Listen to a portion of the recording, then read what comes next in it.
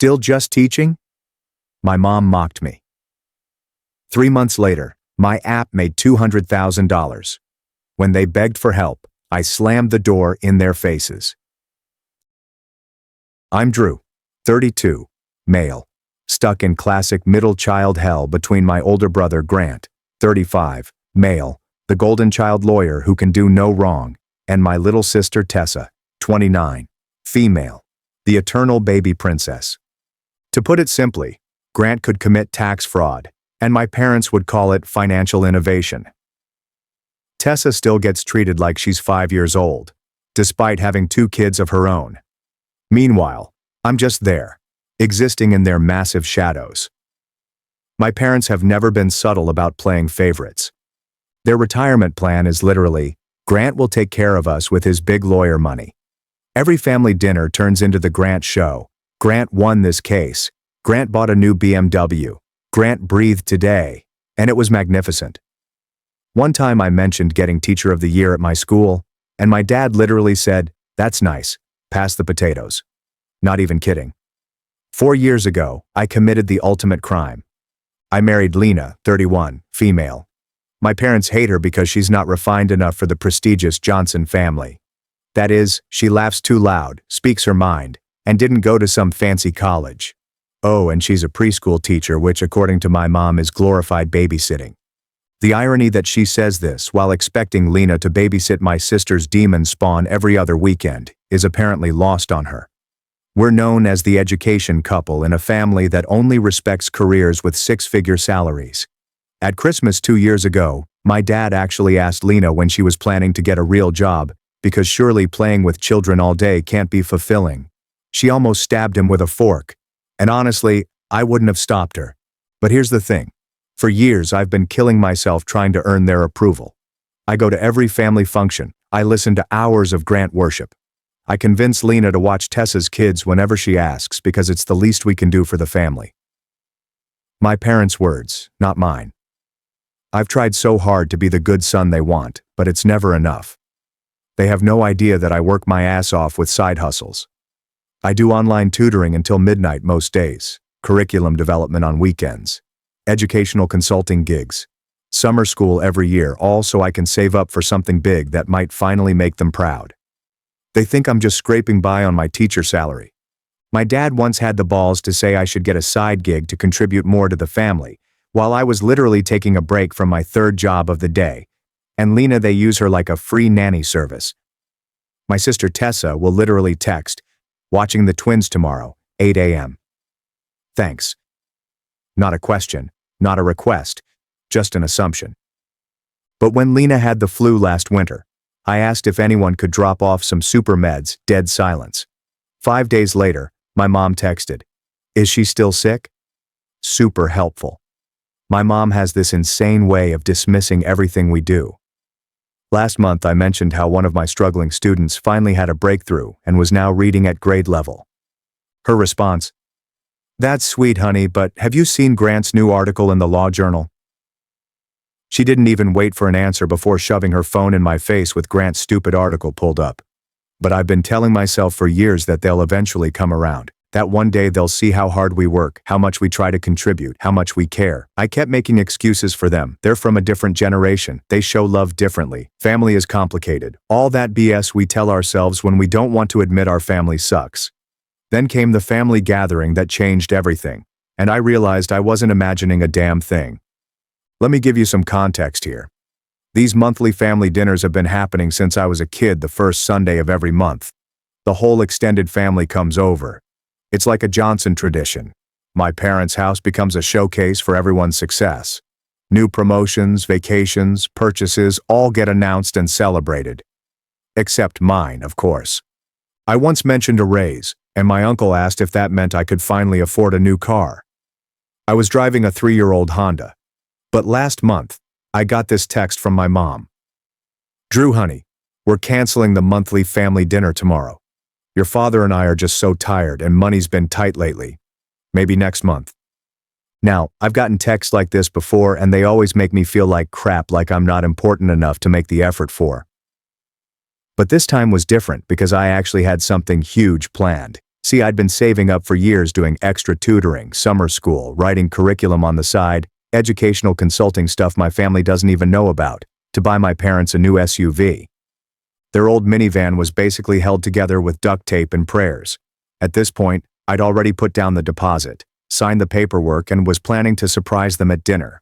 One big financial sacrifice to finally prove I was worth something in their eyes. So, I texted back, "No problem, Mom. Hope you guys get some rest." But then I thought, hey, maybe I'll just drop by anyway. Surprise them with the car keys, make it an even bigger gesture. Lena thinks I'm being too generous, but she supports me anyway, because she's literally the best person I know. So we drove over there, and what do I see? Cars are everywhere. Grant's BMW, Tessa's Mini Cooper, my uncle's Audi, my aunt's Lexus, my cousin's vehicles, the whole Johnson extended universe, basically. "What the hell?" Lena says, gripping my arm. I park across the street and just sit there for a minute. Lena's looking at me with those eyes that say she knows exactly what's happening, but is waiting for me to catch up. "Maybe it's something last minute," I suggest weakly. "Drew," Lena says in that tone that means stop bullshitting yourself. I get out and walk to the house.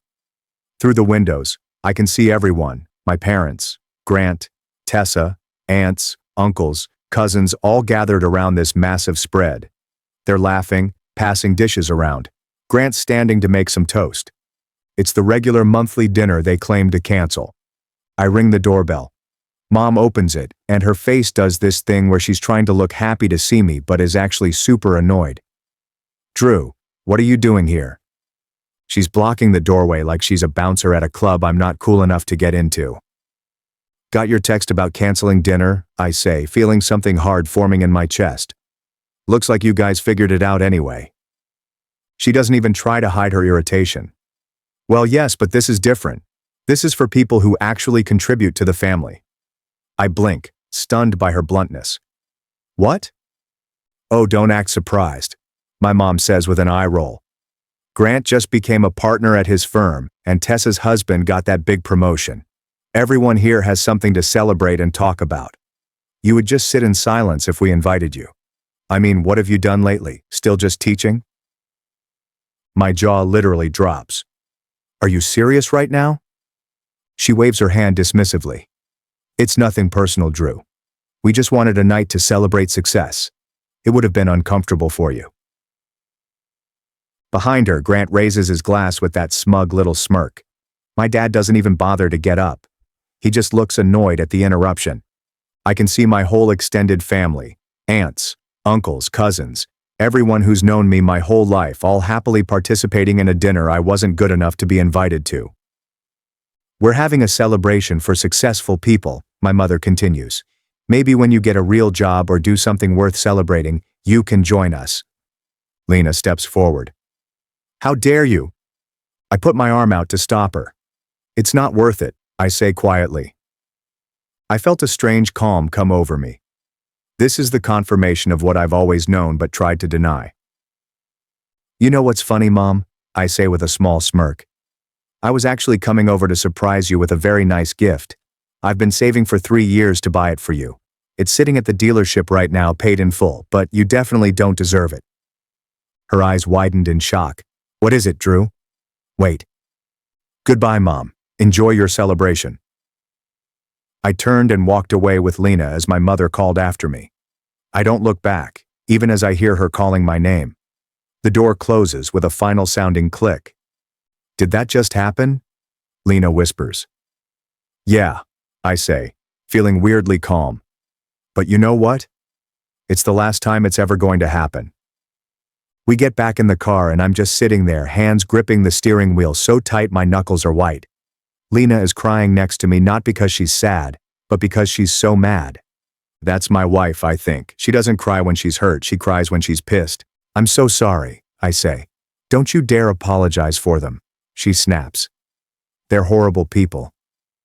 "At least now we can use that SUV money for something better," I say, trying to find a silver lining.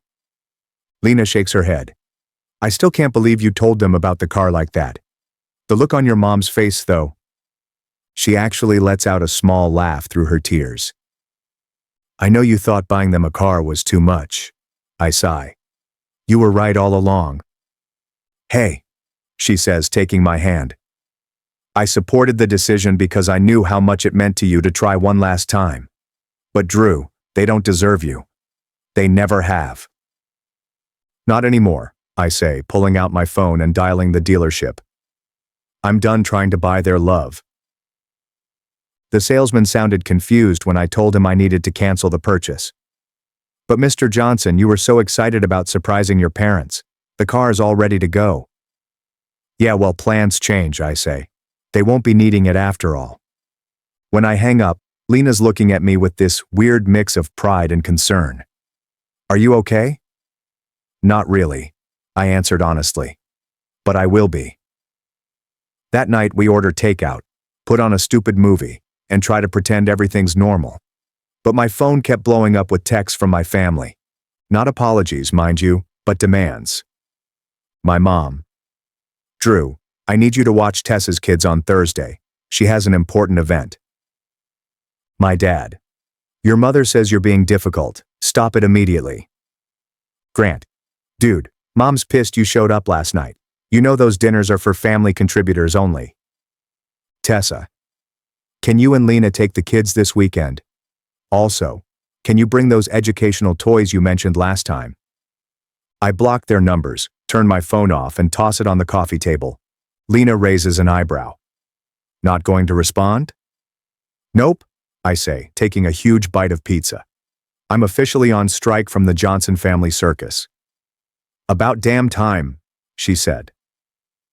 For the next 3 weeks, everything was like I'm living in a whole new world. No more scrambling to please people who will never be pleased. No more dreading Sunday dinners where I'm invisible unless someone needs something. But since they couldn't reach out to me, my parents showed up at our apartment twice. We don't answer the door. They leave notes about how disappointingly immature I'm being and how I'm breaking my mother's heart. Like, who broke whose heart? I toss them in the trash without a second thought. Then something unexpected happens. One of my educational apps takes off. Like, really takes off. The side project I've been working on for years, an interactive reading program for struggling students, gets featured in some major education publications. Suddenly, I'm getting offers. Big offers. For 3 years, I've been building this program in secret, testing it with my students, refining it on nights and weekends. My family didn't even know about it because they never bothered to ask what I was working on. It was just Drew's little teaching thing. Now, a major educational publisher wants to buy it. The number they're offering has more zeros than I've ever seen in my bank account. Lena screams when I show her the email. We're talking life-changing money. The kind of money my family would actually respect. I'm actually starting to think maybe this clean break might work when my aunt, I'll name her Carla, calls. The cool one who's always been decent to Lena and me. I answer because Carla's never been part of the toxic mess. Drew, she says, her voice all hushed like she's telling me state secrets. Have you heard about Grant? What about him? I ask, trying not to sound too interested. I mean, I'd been doing so well with the whole dead-to-me family situation. He got fired 3 months ago, she says, her voice still that dramatic whisper. I nearly dropped my phone. What? That big Morrison case? He totally botched it. Missed a filing deadline. Then tried to cover it up. Cost the firm millions in damages. They canned him immediately. I'm struggling to process this. He was just at that family dinner, toasting and bragging and being his usual douchey self. It's all an act, Drew. He's been pretending he's on some kind of sabbatical, but he's actually been unemployed this whole time, just scraping by on odd legal consulting jobs. The golden child, the retirement plan, the favored son, unemployed. Hell yeah. How do you know this? I ask. My neighbor's son works at the same firm. Office gossip. Grant swore him to secrecy, but you know how that goes. After I hung up, I sat there for a good 20 minutes just processing. The whole family dynamic was built around Grant's success. My parents invested everything in him emotionally and practically because he was their ticket to a comfortable retirement, and he'd been lying to everyone for months. Part of me felt sorry for him. A bigger part felt something like vindication. And honestly, a small petty part of me was secretly thrilled. I mean, after years of being compared to Grant, the amazing lawyer, finding out he's actually Grant, the unemployed fraud, felt satisfying. Then my phone rings again. It's Grant himself. Speak of the devil. "Hey," he says, sounding nothing like the smug jerk from the family dinner. "Can we meet for coffee or something?" "Why?" I ask, not even trying to sound friendly. A long pause. I need to talk to someone who isn't mom or dad. We met at this neutral coffee shop halfway between our places. Grant looks like crap unshaven, wearing a hoodie instead of his usual designer clothes. If I didn't know better, I'd think he was cosplaying as a regular person. "So," I say after we get our drinks, "sabbatical going well?" He looks up sharply. "Who told you?" "Does it matter? It's true, isn't it?" He deflates, stirring his coffee obsessively. "I f***ed up, Drew, really f***ed up that Morrison case. I missed a filing deadline, then tried to cover it up. They found out. And our parents think you're still the golden boy lawyer." "I couldn't tell them," he almost shouts, then lowers his voice. "You know how they are. Their whole world revolves around my success, their retirement plans, their status with their friends. Must be tough being the favorite," I say, not even trying to hide the bitterness. He actually laughs. "You think being the favorite is easy? The pressure, the expectations? At least nobody expects anything from you. You can just be a teacher and everyone's fine with it." I stared at him. "Are you serious right now? Nobody's fine with me being a teacher. Mom introduces me as Drew, who's still figuring things out. Dad asked me last Christmas when I was going to get a real job. They excluded me and my wife from a family dinner because we're not impressive enough. Grant at least has the decency to look ashamed. I didn't know they did that." "Of course you didn't. You were too busy raising your glass to me through the window." He winces. "Look, I'm sorry, okay? I've been a dick, but I'm drowning here. I've got student loans, credit card debt, and now no income. I can't keep lying to mom and dad." "So don't," I shrug. "Tell them the truth." "I can't. Not yet. I just need a little more time to find something else." He looks at me with desperate eyes. "I heard you might be coming into some money soon. Your education app thing ... I froze. "How do you know about that?" "Carla mentioned it. Said you were working on some app that was getting attention." He leans forward. Can you lend me some money? Just to get through the next month or two? I'll pay you back, I swear." And there it is. I start laughing. I can't help it. "What's so funny?" he demands. "The universe, man. It's got a sick sense of humor." I got up to leave. "So you won't help me?" he calls after me. "Nope," I say, popping the P. I spent years trying to get a scrap of approval from this family, forcing my wife to babysit Tessa's kids, working 3 jobs to buy mom and dad an effing car, and the one time I needed to be treated like an actual member of this family, you all slammed the door in my face, so no, I won't be helping. Walking out of that coffee shop, I feel like I'm in some alternate universe. Grant, the perfect son, the successful lawyer, the retirement plan is secretly a disaster. And now he wants me to bail him out with my new success. The irony. Though when I get home and tell Lena about the Grant situation, she just sits there with her mouth open for a solid minute. "So, let me get this straight," she finally says. "Golden Boy lost his job 3 months ago, has been lying to everyone, and now wants you to give him money from your app deal?" "Yep."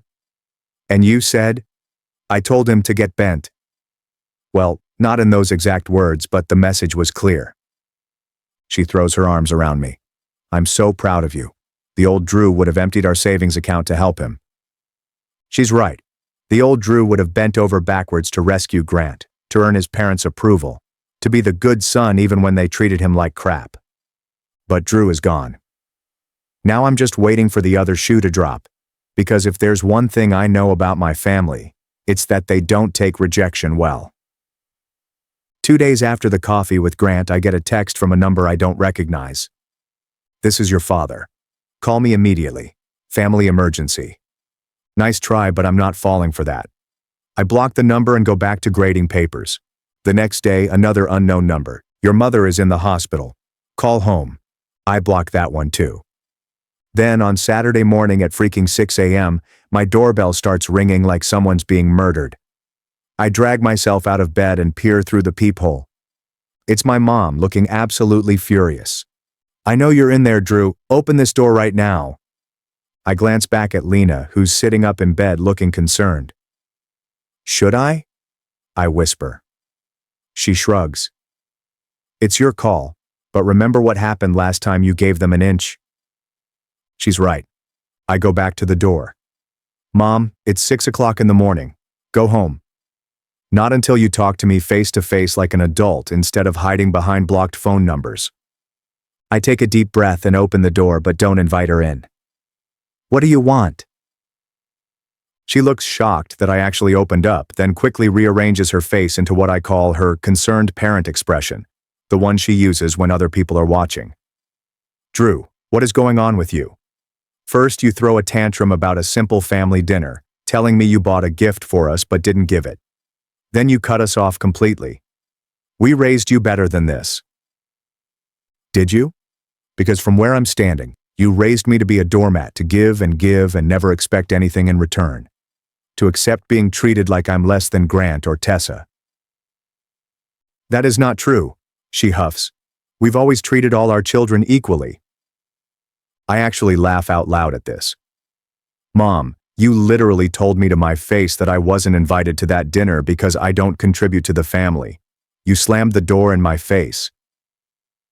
She waves her hand dismissively. You're exaggerating. I was just stressed that night. And besides, you do contribute less than Grant and Tessa.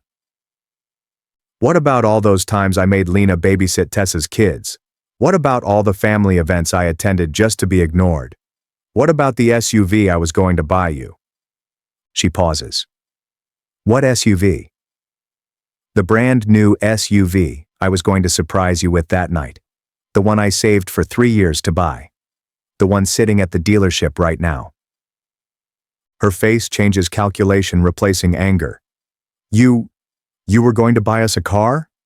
Yes, but now it doesn't matter because I canceled it. She looks stunned. But how could you afford that? You're a teacher. I've been working side jobs for years. Mom, I developed an educational app that just got picked up by a major publisher. I'm about to get a 6-figure check, but you'll never see a penny of it. Her eyes widened. 6 figures? For an app? Drew, sweetie, I think there's been a terrible misunderstanding. Why don't you come over for dinner tonight and we can talk about this?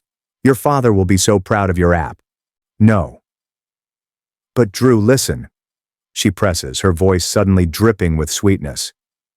You know, your father and I have been struggling ever since. Grant.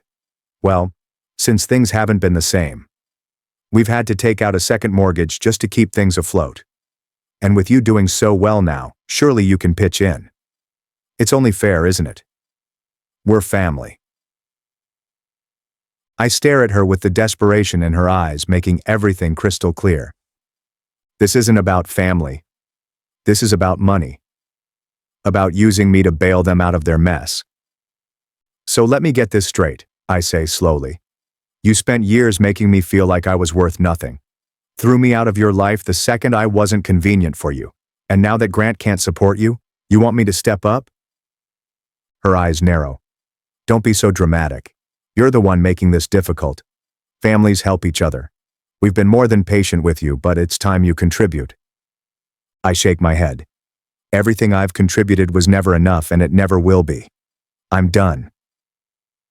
I shut the door in her face, feeling lighter than I ever have before.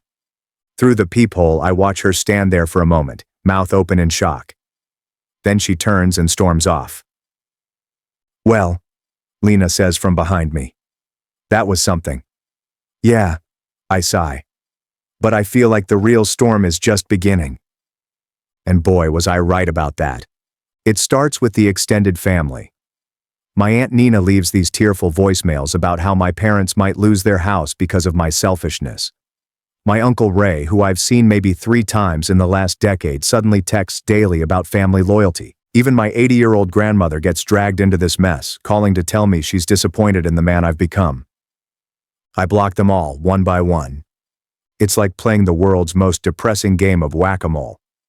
But the flying monkeys weren't done. They evolved from guilt-tripping to outright threats. My cousin Evan, who works at the bank where Lena and I have our mortgage, hints that he could make things difficult for us if I don't step up and help the family. I reported him to the bank manager and moved our accounts the next day. The worst is when they start targeting Lena directly. My mom apparently decided that if she can't get to me, she'll go after my wife. She tells anyone who will listen that Lena is the one poisoning me against the family, that she's always been jealous of our close bond and other such complete nonsense. Some of Lena's co-workers start giving her weird looks. Parents at her preschool ask invasive questions about our family situation. Someone even calls in an anonymous concern to her director that Lena seems emotionally unstable lately and they're worried about the children under her care. Thankfully, her director knows it's garbage and tosses the complaint, but it's still unsettling. The final straw comes when Tessa shows up at our apartment with her kids in tow. It's 7:30 on a Sunday morning, and we're woken up by insistent knocking. I peer through the peephole to see my sister and her two hellspawn looking like they're dressed for church. I open the door but block the entrance with my body. Tessa puts on her best harried mom expression and says she has an emergency and needs us to watch the kids for just a few hours. Before I can even respond, she's trying to usher her children past me into the apartment, saying over her shoulder that she'll be back by noon. I step fully into the doorway, preventing them from entering. Her kids look confused. Tessa looks outraged. "No," I say simply. "What do you mean no?" She sputters. "Lena always watches them. It's the least you can do for your family." "Not anymore," I tell her. "I'm done being used by this family." She drops the act immediately, her face hardening.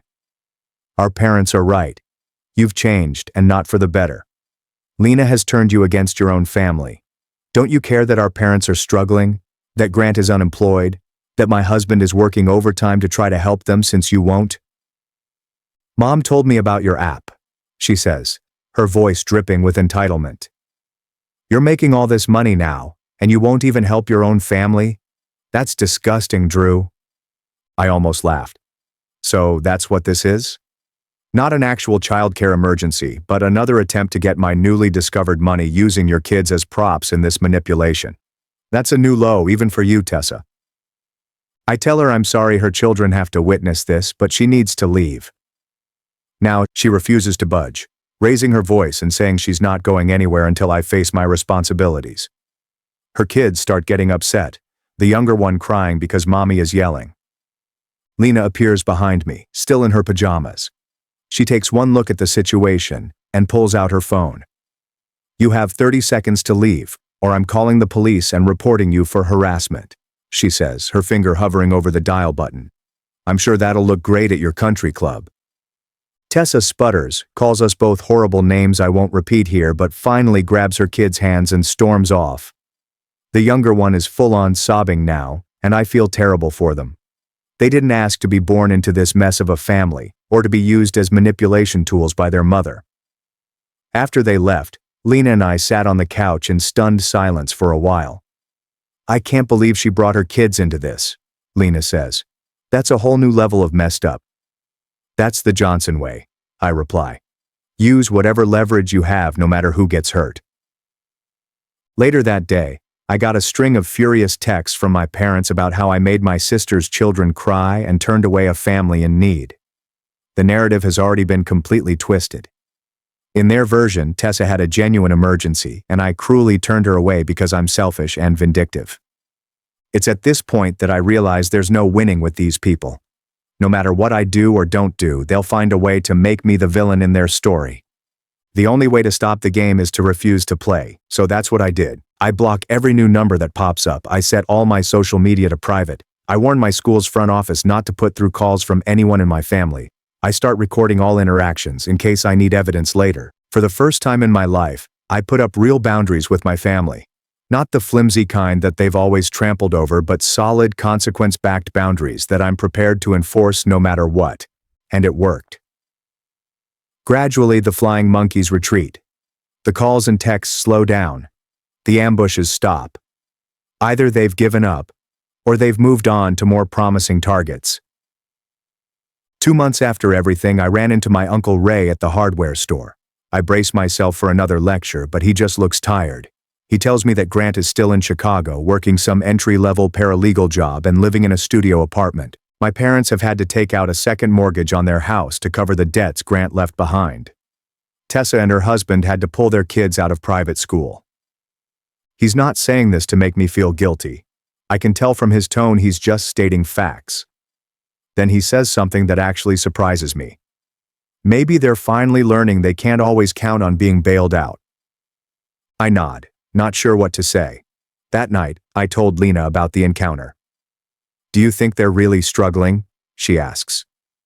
Probably, I say. But not in the catastrophic way they made it sound. They're just having to live within their means for the first time. And how do you feel about that? She asks, using her preschool teacher voice that always makes me smile.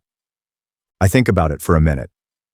Honestly, I hope it teaches them something about consequences, about not taking people for granted, about what really matters. Lena nods. And what about you? What matters to you now? I look at her, my amazing wife, who stood by me through all this insanity, and I realize how lucky I am. How much I've gained by letting go of people who never valued me. This, I say simply. Us building a life that's ours, not theirs. She smiles and squeezes my hand. Sounds pretty good to me. Everything after that started to settle down, and I got used to not carrying my family issues around. 2 months after cutting off my family, my phone rings with an unknown Chicago number. It's Grant. He's not calling to guilt trip me. He's not asking for money. He sounds different, humbled. He tells me he's been in therapy. That losing everything was actually the wake-up call he needed. That he's been doing a lot of thinking about our family, about how our parents pitted us against each other, about how he benefited from it while I suffered. I'm sorry, he says, for everything. You didn't deserve any of it. I waited for the other shoe to drop, the subtle dig, the request for help, the hidden manipulation, but it didn't come. Grant tells me he started over. The fancy law career is gone. He's working at a legal aid clinic, making crap money but actually helping people. He's living in a tiny apartment with secondhand furniture. For the first time in his life, he's not trying to impress anyone. Our parents are freaking out. Their golden child has not only fallen from grace but seems content with his new, humble life. Their retirement plan has officially imploded. I heard about your app, he says from Carla. Congrats, man. That's seriously impressive. Thanks, I reply cautiously. I'm not asking for money, he adds quickly, as if reading my mind. I think I finally understand what you've been dealing with all these years. And I don't know how you put up with it for so long. Before we hung up, he told me something that blew my mind. I always envied you, you know. Me, the family disappointment. You found something you're passionate about, he explains. You married someone you actually love, not someone mom and dad approved of. You built a life that's yours, not theirs. I had the title of favorite son, but you had freedom. As for my parents and Tessa, radio silence. No apologetic phone calls. No heartfelt letters. No moments of realization. Just occasional updates from Grant about their latest drama. The house they had to downsize from. The country club membership they had to give up. Tessa's husband leaving her after discovering her massive credit card debt. I realize that some people never change, never acknowledge their mistakes, never see beyond their own needs. That closure often doesn't come from them recognizing their wrongdoing, but from me finding peace despite it. Last week, I got a promotion curriculum coordinator for the entire district. 5 years ago, I would have immediately called my parents, hoping for approval I'd never get. Instead, I celebrated with Lena, with friends who actually value me. Grant sent a congratulatory text. My parents never even heard about it, and I'm fine with that. Better than fine. I'm thriving. The Johnson family monthly dinner still happens, I hear. They've moved on to glorifying some cousin who started a tech company. But now, when I drive by my parents' house on that first Sunday of the month and see all those cars parked outside, I don't feel that ache of exclusion anymore. I just feel free. And that SUV I was going to buy? I used that money to start a college fund for kids from low-income families instead. Every year, the Johnson First Generation Scholarship helps a student become the first in their family to go to college. It's the best revenge I could have imagined, taking the money I once would have wasted trying to buy my family's love and using it to make a real difference instead.